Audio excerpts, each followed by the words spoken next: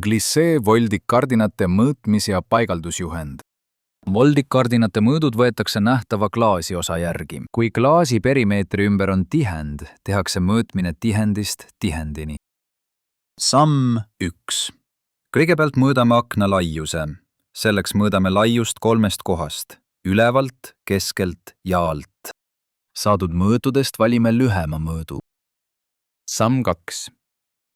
Seejärel mõõdame akna kõrguse. Kõrgus mõõdetakse 1 kohast nähtava klaasi osa järgi. Sellega on mõõtmine valmis.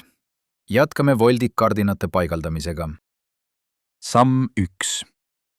Kõigepealt paigaldame kinnituselemendid paigalduskassetti ja sisestame need kuni täieliku fikseerumiseni. Samm 2. Asetame paigalduskasseti koos kinnitustega tihedalt aknanurka.